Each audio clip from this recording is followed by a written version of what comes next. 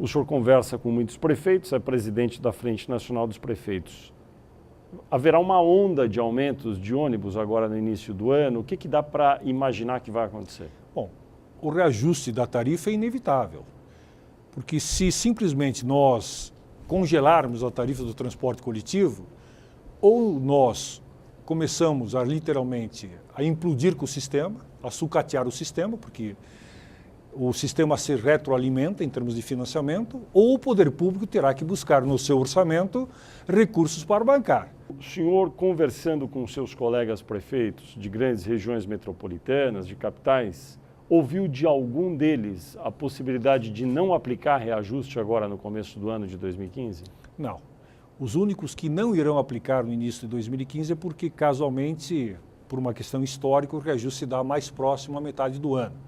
Mas os que têm estabelecido por lei ou por critério já histórico o reajuste no início do ano, todos deverão estar aplicando o reajuste. Ou seja, São Paulo, Rio de Janeiro são assim, Porto Alegre é assim. Porto Alegre é assim, Belo Horizonte é assim. Ou seja, as principais capitais estarão reajustando. Aqui na região metropolitana de São Paulo, que são grandes cidades, 90% ou talvez mais das cidades reajustam no mês de janeiro e fevereiro. Em 2013, falou-se muito em passe livre para todos nos ônibus municipais. Esse tipo de proposta é inviável? Inviável. Nós, da Frente Nacional de Prefeitos, procuramos realizar vários cenários. Discutimos tanto no Senado Federal, e o senador Renan Calheiros tinha uma proposta sobre isso. Exato.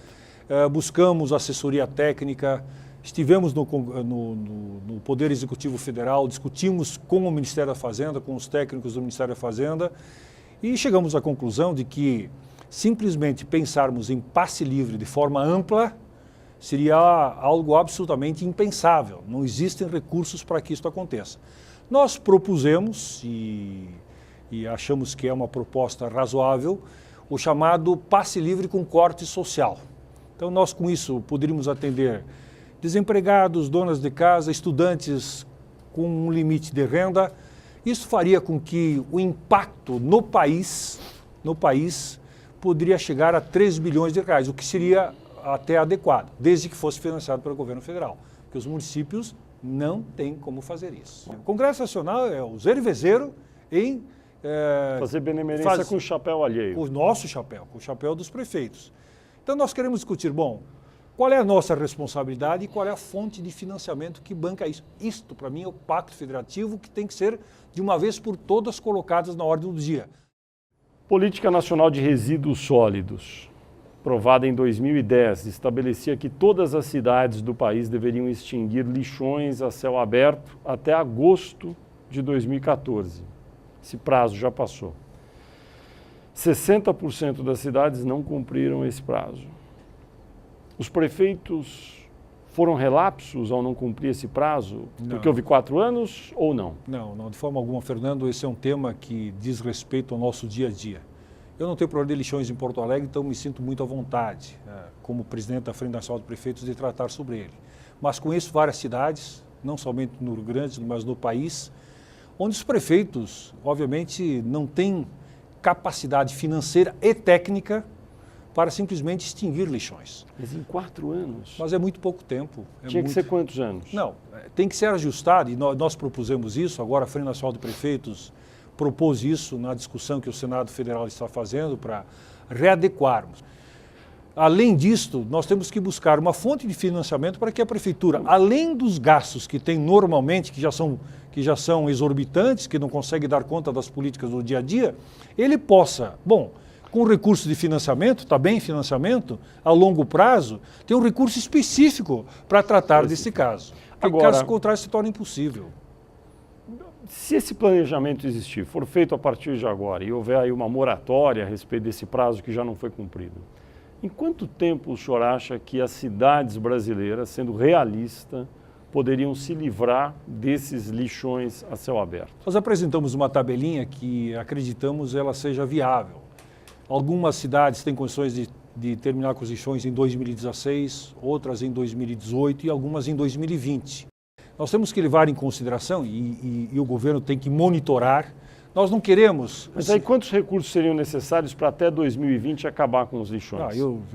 Esta conta a frente não tem. O que nós temos é o seguinte, nós não queremos simplesmente, como fazia a emenda que foi aprovada, o projeto de lei aprovado no Congresso Nacional, vetado pela presidenta Dilma, nós não queremos simplesmente dizer, bom, vamos dar mais 4 anos e ponto. Daqui a 4 anos vamos ver o que acontece. Não acontece nada. Não acontece nada. Então, nós temos consciência disso. A Frente Nacional de Prefeitos, o que quer é que seja estabelecido com todas as cidades que têm lixões uma relação que é uma relação direta. Bom, Porto Alegre não tem lixão, mas vamos lá, Porto Alegre tem um lixão, então vou tratar com Porto Alegre.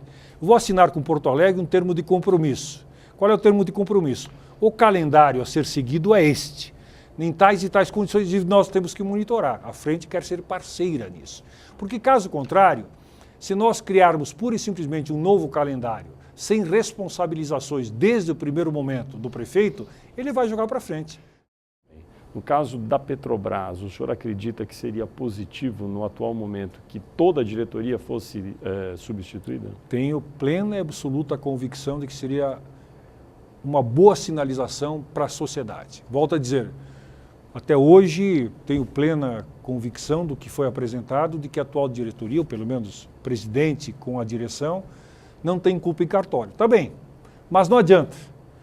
O senhor está falando da presidente Graça Foster da Petrobras. Exatamente. O que acaba acontecendo?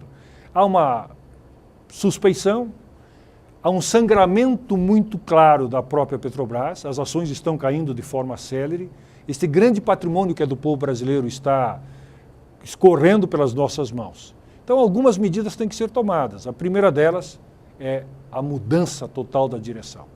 É uma sinalização para o mercado, é uma sinalização para a população, é uma sinalização para o mundo, de que, obviamente, o governo está tomando uma medida. Além de, obviamente, continuar com as investigações que são independentes, através dos órgãos, o governo está mostrando. Nós vamos fazer com que a estatal Petrobras vai voltar a funcionar a todo vapor. E a gente vive de símbolos. Uhum. A sociedade vive de símbolos. E, para mim, isso teria uma simbologia muito forte nesse momento. Por que a presidente Dilma Rousseff não fez isso até agora? É uma boa pergunta. Eu gostaria de poder ter respondido. O senhor conhece ela há muitos anos, é do Rio Grande do Sul, ela também fez carreira política por lá? Eu vou dar a minha opinião, não conversei com a presidente sobre isso, mas o que eu percebo, a presidente ela é muito zelosa pelas pessoas que ela acredita que tem uma conduta adequada. Ela está convencida que a Graça não tem culpa em cartório e por isso tem feito o possível para mantê-la. Eu acho que do ponto de vista pessoal é correto, do ponto de vista político é um equívoco.